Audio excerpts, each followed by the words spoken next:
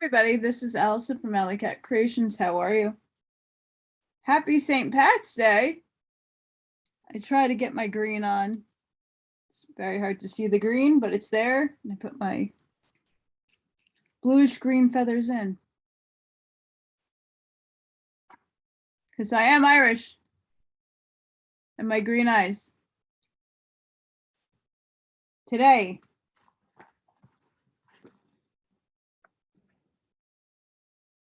Urantia Book. Paper 7.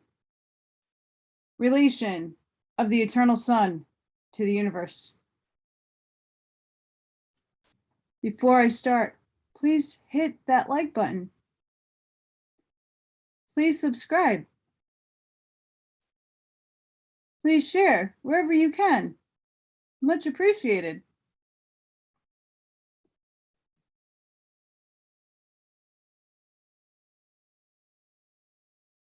I said in other videos, I'll say it again.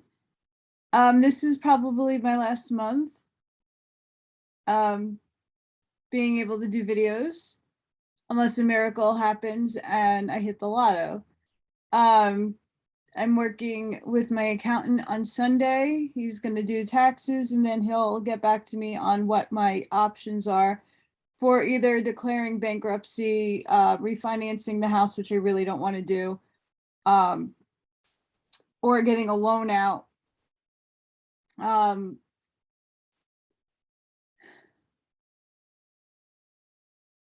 prefer not to do any of that, but yes, still nothing on the job market, and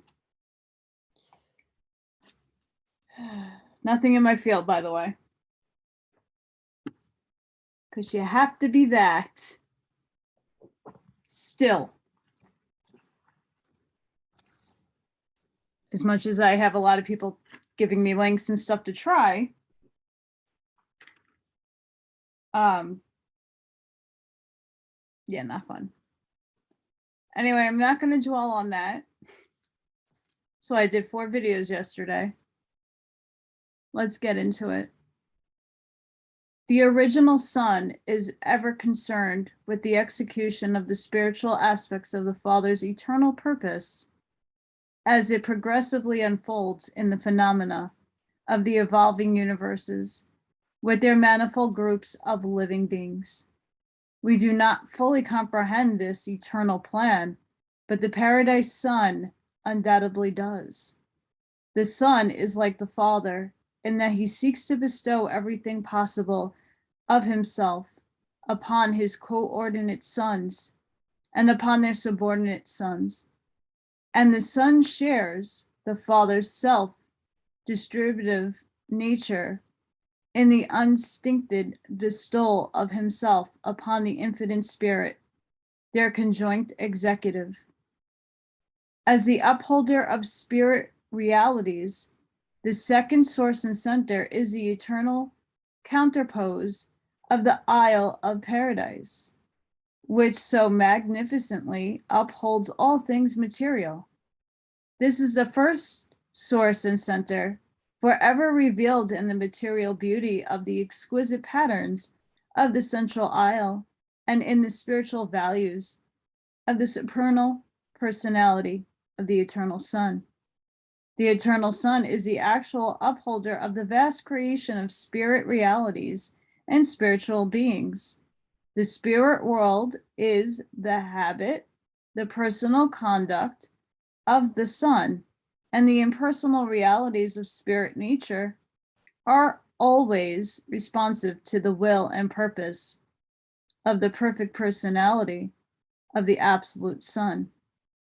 The Son is not, however, personally responsible for the conduct of all spirit personalities. The will of the personal creature is relatively free and hence determines the actions of such volition beings. Therefore, the free will spirit world is not always truly representative of this character of the Eternal Son, even as nature on Urantia is not truly revelatory of the perfection and immutability of man, or angel. The sun's eternal grasp of the universal gravity control of all spirit realities continues to be absolute. Key word there, free will, which we need to apply in the here and the now. The spirit gravity circuit. Everything taught concerning the immanence of God, his omnipresence, his omnipotence, and omniscience is equally true of the sun in the spiritual domains. The pure and universal spirit gravity of all creation, this exclusively spiritual circuit, leads directly back to the person of the second source and center on paradise. He presides over the control and operation of that ever-present and unerring spiritual grasp of all true spirit values. This does the eternal Son exercise absolute spiritual sovereignty. He literally holds all spirit realities and all spiritualized values, as it were, in the hollow of his hand. The control of universal spiritual gravity is universal spiritual sovereignty. The gravity control of spiritual things operates independently of time and space.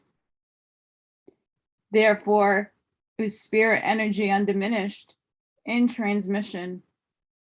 Spiritual gravity never suffers time delays, nor does it undergo space diminution. It does not decrease in accordance with the square of the distance of its transmission.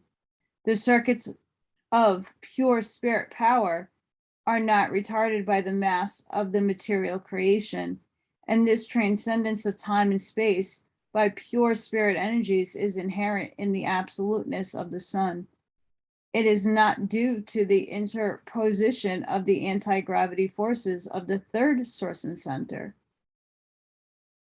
Spirit realities respond to the drawing power of the center of spiritual gravity in accordance with their qualitative value.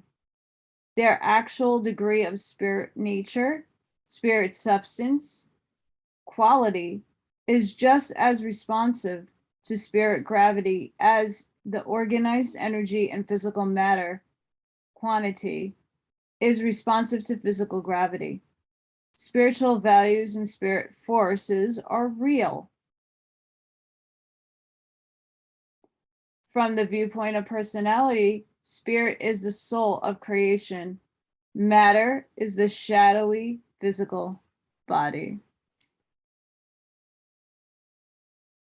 I concur to that. The reactions and fluctuations of spirit gravity are ever true to the content of spiritual values.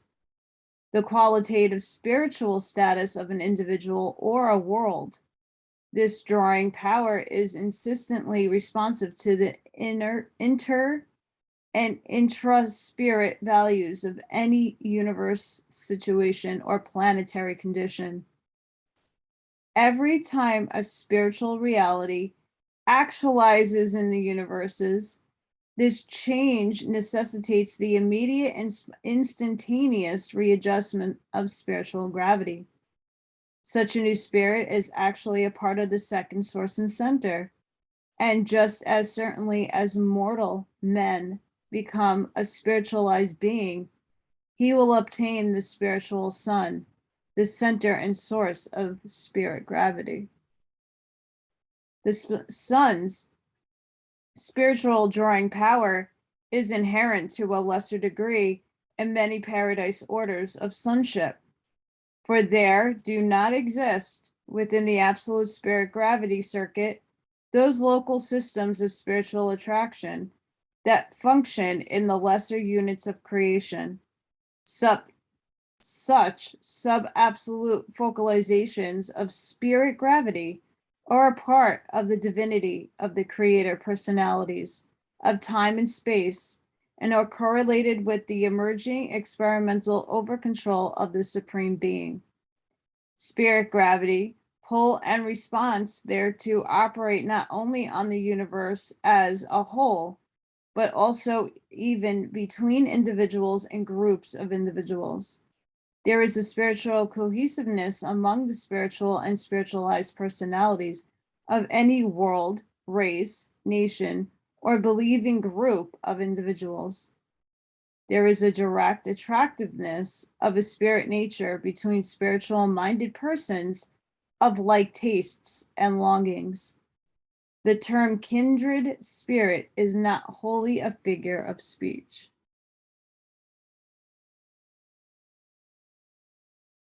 Like the material gravity of paradise, the spirit gravity of the eternal Son is absolute. Sin and rebellion may interfere with the operation of local universe circuits, but nothing can suspend the spirit gravity of the eternal Son. The Lucifer rebellion produced many changes in your system of inhabited worlds and on Urantia, but we do not observe that the resultant spiritual quarantine of your planet in the least affected the presence and function of either the omnipresent spirit of the eternal Son or the associated spirit gravity circuit.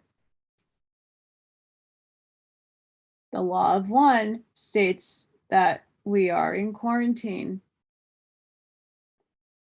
The keys of Enoch. Owaspe. Just validating that this is correct information.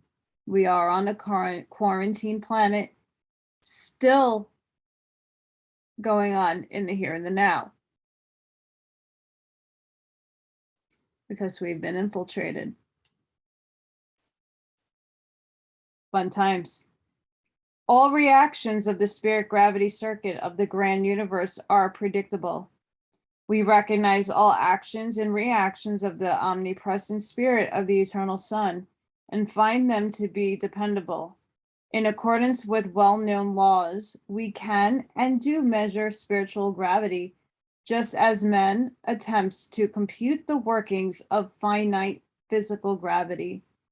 There is an unvarying response of the Son's spirit to all spirit things, beings, and persons, and this response is always in accordance with the degree of actuality, the qualitative degree of reality, of all such spirit values.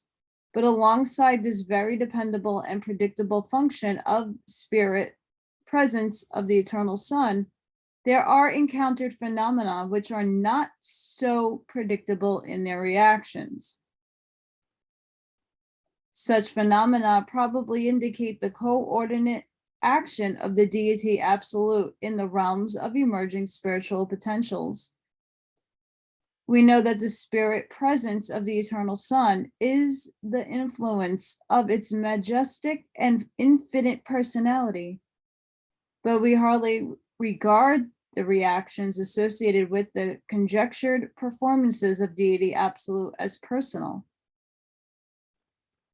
Viewed from the personality standpoint and by persons, the eternal Son and the deity absolute appear to be related in the following way.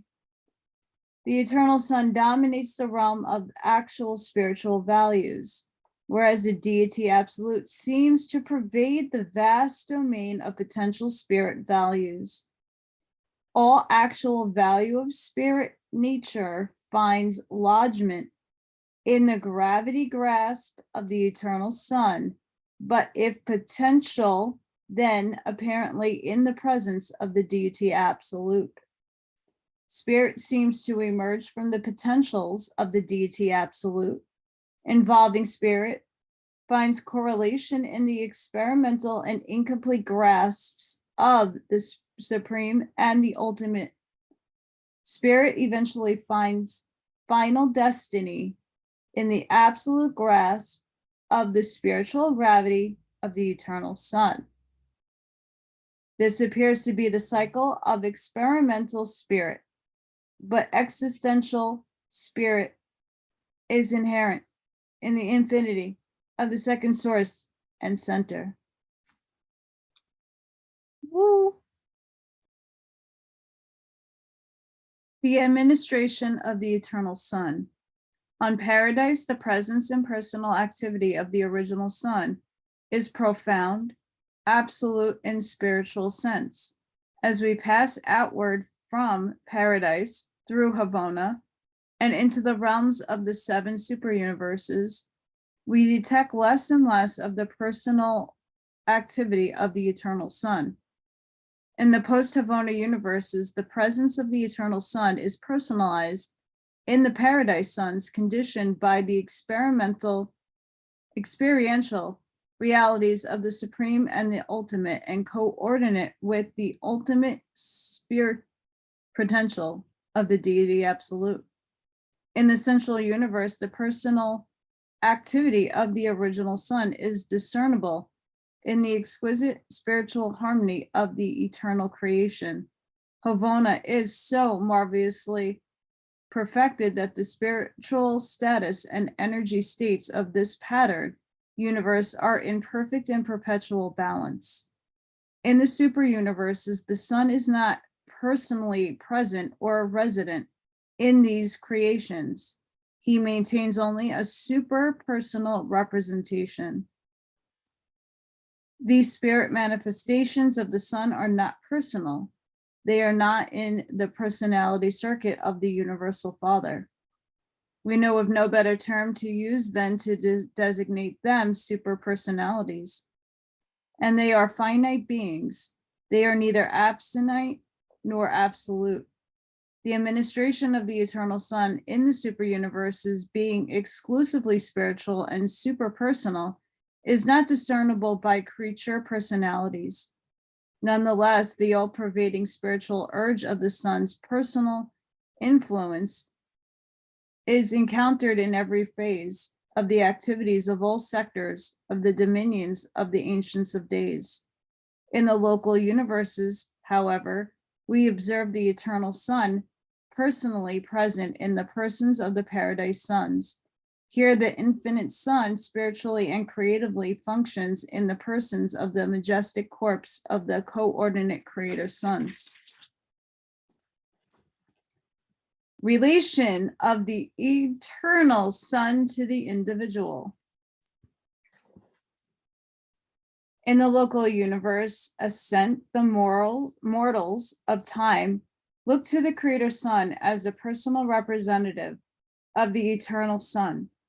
But when they begin the ascent of the super universe training regime, the pilgrims of time increasingly detect the supernal presence of the inspiring spirit of the eternal Son, and they are able to profit by intake of this ministry of spiritual energization. In Havona, the ascenders become still more conscious of the loving embrace of the all-pervading spirit of the original Son. At no stage of the entire mortal ascension does the spirit of the eternal Son indwell the mind or soul of the pilgrim of time, but his benefits is ever, ever near and always concerned with the welfare and spiritual security of the advancing children of time. The spiritual gravity pull of the eternal Son constitutes the inherent secret of the bona fide spiritualized individuals are held within the unfailing grasp of the spiritual gravity of the eternal Son. The mortal mind, for example, initiates its career as the material mechanism and is eventually mustered into the corpse of the finality as well-nigh perfected spirit existence, becoming progressively less subject to material gravity and correspondingly more responsive to the inward pulling urge of spirit gravity during this entire experience. The spirit gravity circuit literally pulls the soul of man paradise-ward, hence the densities that you move into.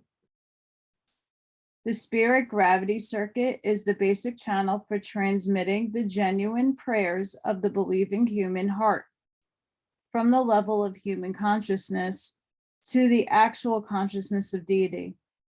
That which represents true spiritual value in your petitions will be seized by the universal circuit of spirit gravity and will pass immediately and simultaneously to all divine personalities concerned. Each will occupy himself with that which belongs to his personal province.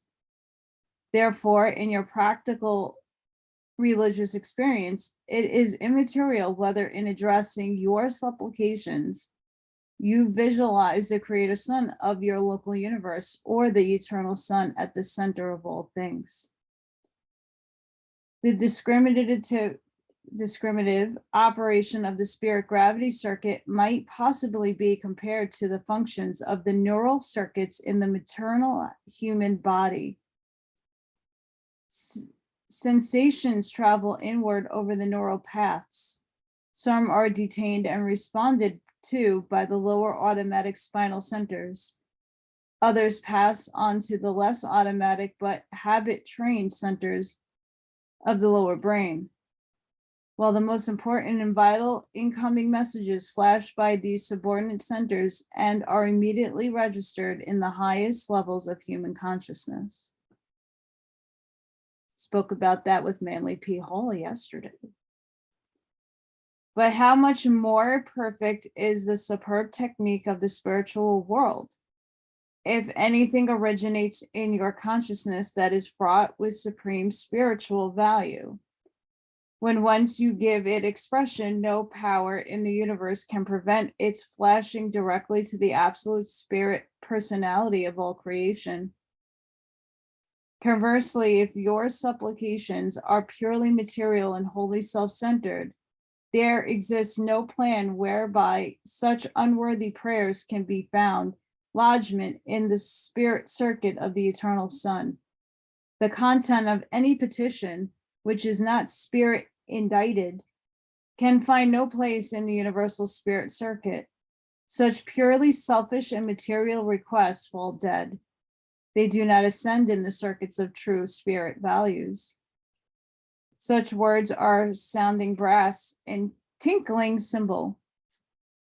It is the motivating thought that spirit content that validates immortal supplication. Words are valueless.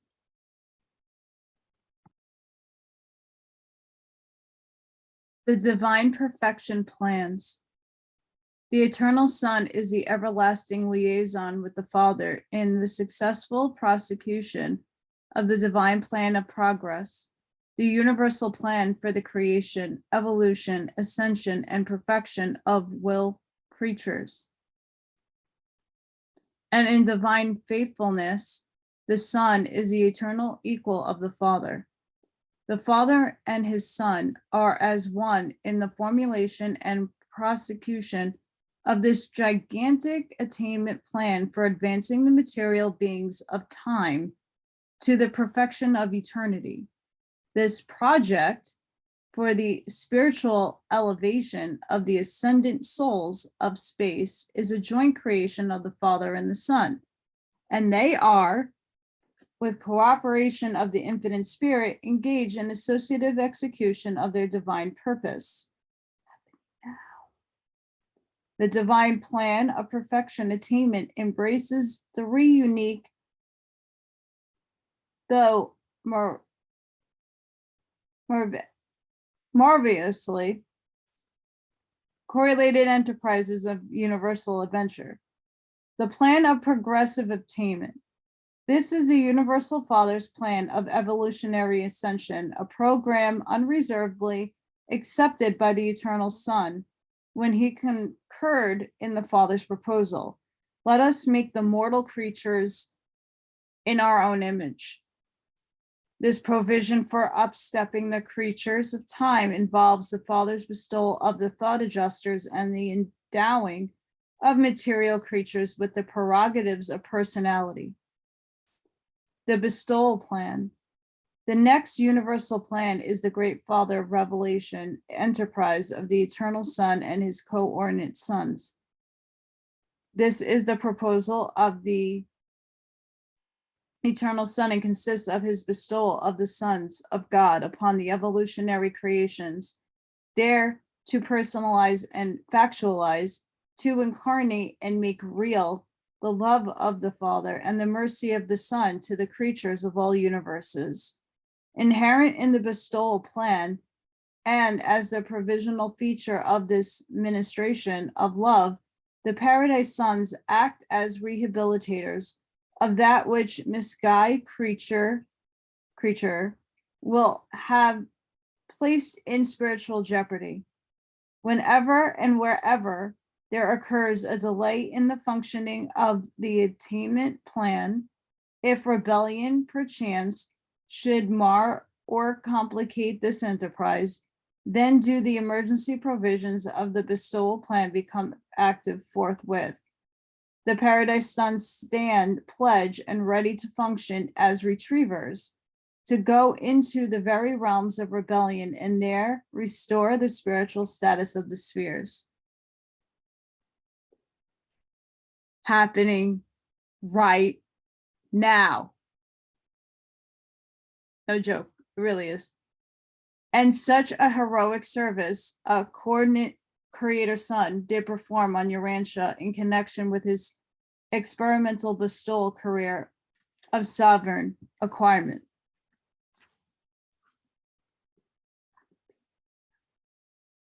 The plan of mercy ministry.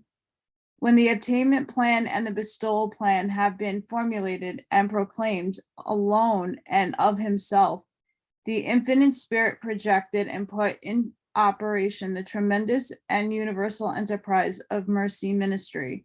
This is the service so essential to the practical and effective operation of both the obtainment and the bestowal undertakings, and the spiritual personalities of the third source and center all partake of the spirit of mercy ministry, which is so much a part of the nature of the third person of deity. Not only in creation, but also in administration, the infinite spirit functions truly and literally as a conjoint executive of the Father and the Son. I have stuck pages. Don't like that. The Eternal Son is the personal trustee, the divine custodian of the Father's universal plan of creature ascension. Having promulgated the universal mandate, be you perfect, even as I am perfect. The Father entrusted the execution of this tremendous undertaking to the Eternal Son, and the Eternal Son shares the fostering of this supernal enterprise with his divine coordinate, the infinite spirit. Thus do the deities effectively cooperate in the work of creation, control, evolution, revelation, and administration, and if required, in restoration and rehabilitation. That'll be soon.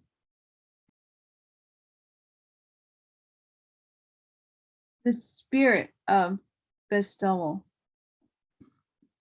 The Eternal Son without reservation joined with the Universal Father in broadcasting the tremendous injunction to all creation, quote, be your perfect, even as your Father in Havona is perfect, end quote. And ever since that invitation command has motivated all the survival plans and the bestowal projects of the Eternal Son and his vast family of coordinate and associated sons. And in these very bestowals, the sons of God have become to all evolutionary creatures, quote, the way, the truth, and the life, end quote. The Eternal Son cannot contact directly with human beings, as does the Father through the gift of pre-personal thought adjusters. But the Eternal Son does draw near to creation personalities by a series of downstepping graduations of divine sonship until he's enabled to stand in man's presence and at times as himself. The purely personal nature of the eternal Son is incapable of fragmentation. The eternal Son ministers as a spiritual influence or as a person, never otherwise. The Son finds it impossible to become a part of creature experience in the sense that the Father Register participates therein. But the eternal Son compensates this limitations by the technique of bestowal. What the experience of fragmented entities means to the Universal Father, the incarnation experiences of the Paradise Sons mean to the Eternal Son. The Eternal Son comes not to mortal men as the divine will, the thought adjuster indwelling the human mind, but the Eternal Son did come to mortal men on Urantia when the divine personality of his son, Michael of Nebadon, incarnated in the human nature of Jesus of Nazareth.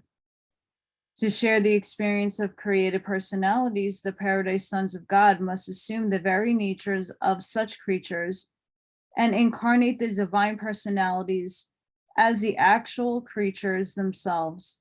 Incarnation, the secret of Son Arrington, is a technique of the Son's escape from otherwise all-encompassing fetters of personality absolutism. Long, long ago, the Eternal Sons bestowed himself upon each of the circuits of the central creation for the enlightenment and advancement of all the inhabitants and pilgrims of Ravona, including the ascended pilgrims of time. On one of these 7 bestowals did he function as either an ascender or a Havonier. He existed as himself. His experience was unique. It was not with or as a human or other pilgrim, but in some way associated in the super-personal sense. Neither did he pass through the rest that intervenes between the inner Havona circuit and the shores of paradise. It is not possible for him, an absolute being, to suspend consciousness of personality.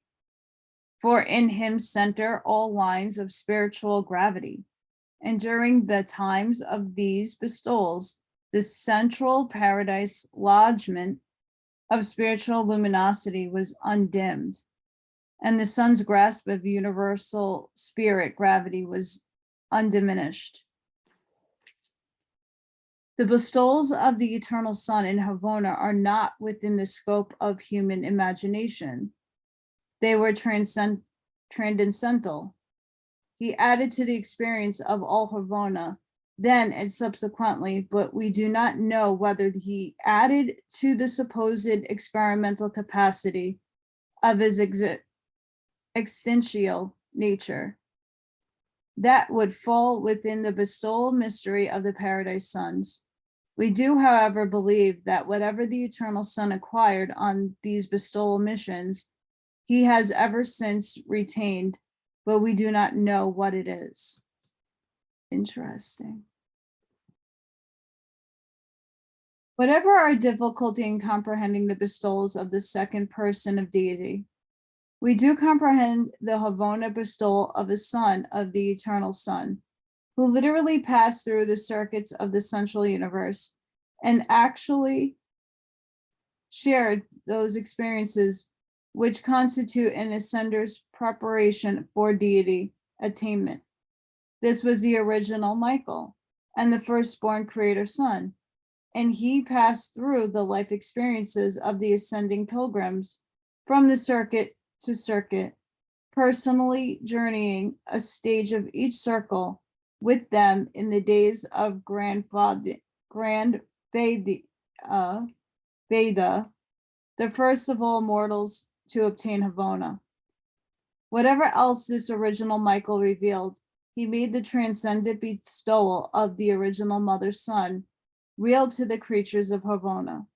So real that Havona circuits is cheered and strengthened by the certain knowledge that the Eternal Son of God 7 times advocated the power and glory of paradise to participate in the experiences of time-space pilgrims on the 7 circuits of progressive Havona Obtainment.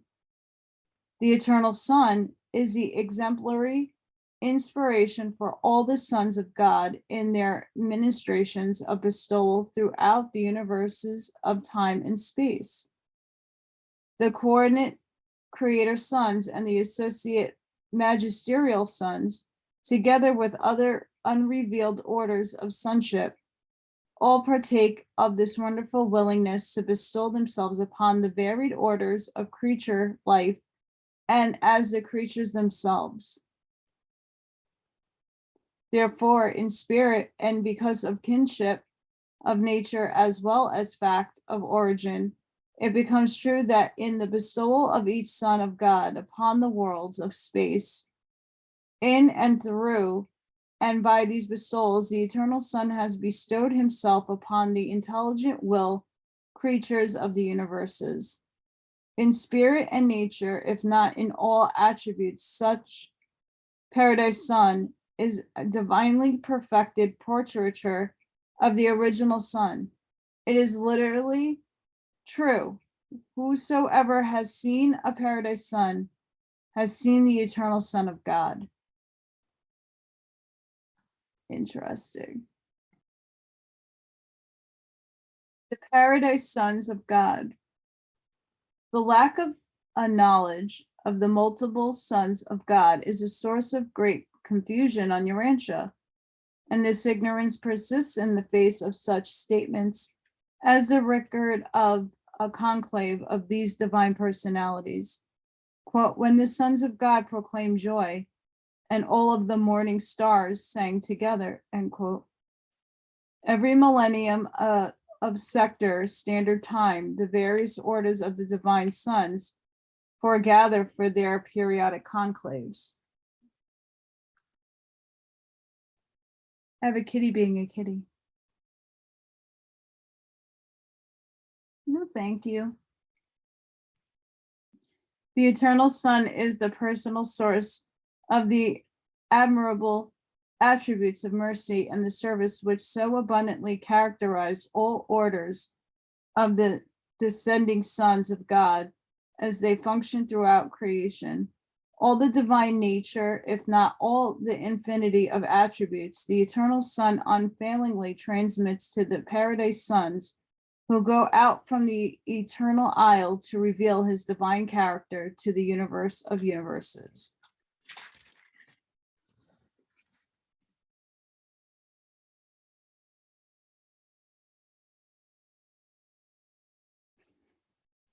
The original Eternal Son is the offspring person of the first completed and infinite thought of the Universal Father.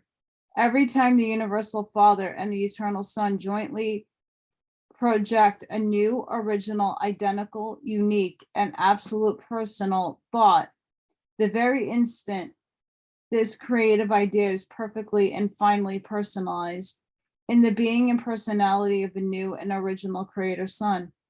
In spirit nature, divine wisdom, and coordinate creative power, these creator sons are potentially equal with God and the Father and the God, the Son. The creator sons go out from paradise into the universes of time and with cooperation of the controlling and creative agencies of the third source and center, complete their organization of the local universes of progressive evolution.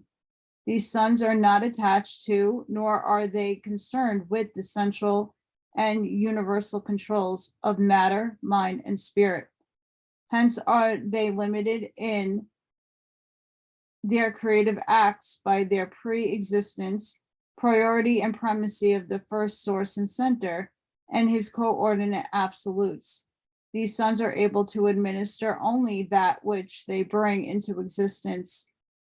Absolute administration is inherent, only that which they bring into existence.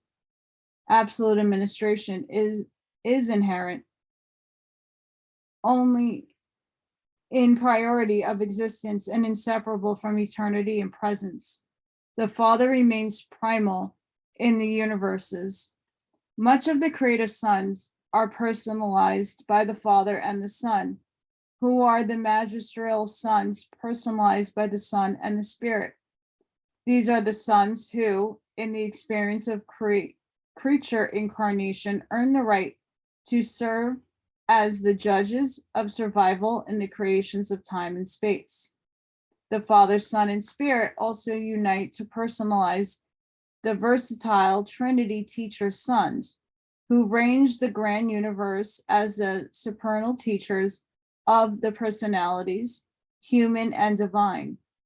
And there are numerous other orders of paradise sonship that have not been brought to the attention of Urantia mortals.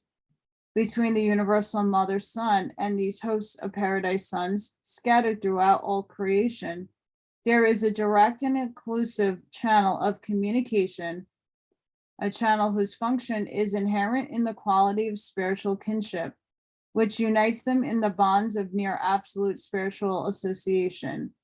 This intersonship circuit is entirely different from the universal circuit of spirit gravity, which also centers in the person of the second source and center. All sons of God who take origin in the persons of the paradise deities are in the direct and constant communication with the eternal mother son.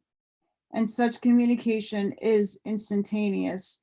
It is dependent of time, though sometimes conditioned by space. The eternal Son not only has at all times perfect knowledge concerning the status, thoughts, and manifold activities of all orders of paradise sonship, but he also has perfection of knowledge at all times regarding everything of spiritual value, which exists in the hearts of all creatures in the primary central creation of eternity and in the secondary time creations of the coordinate creator sons. The supreme revelation of the Father. The eternal Son is a complete, exclusive, universal, and final revelation of the Spirit and the personality of the universal Father.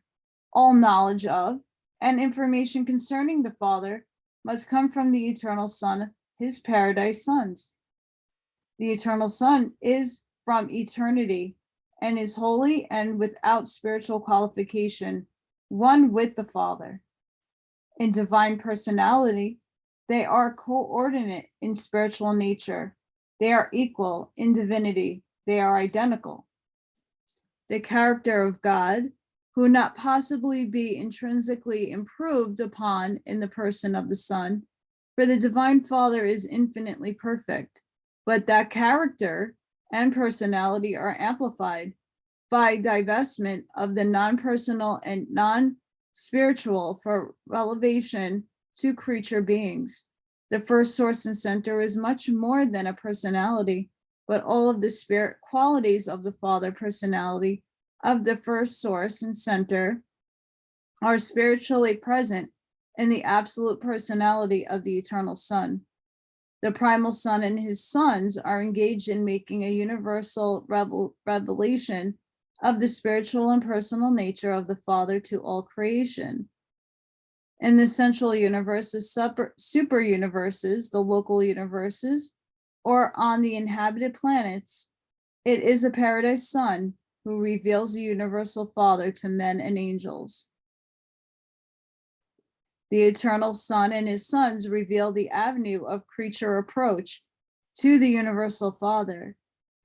And even we of high origin understand the Father much more fully as we study revelation of his character and personality in the eternal Son and in the sons of the eternal Son. The Father comes down to you as a personality only through the divine sons of the eternal Son. And you obtain the Father by the same living way. You ascend to the Father by the guidance of this group of divine sons. And this remains true, notwithstanding that your very personality is a direct bestowal of the universal Father. In all these widespread activities of the far-flung spiritual administration of the Eternal Son, do not forget that the Son is a person just as truly and actually as the Father is a person indeed to beings of the one-time human order. The Eternal Son will be more easy to approach than the Universal Father. In the progress of the pilgrims of time through the circuits of Pravona, you will be competent to obtain the Son long before you are prepared to discern the Father. More of the character and merciful nature of the Eternal Son of Mercy you should comprehend as you meditate on the revelation of these divine attributes, which was made in loving service by your own Creator Son, one-time Son of Man on earth, now the exalted sovereign of your local universe, the Son of Man and the Son of God. And there we have it, the Eternal Son of the universe.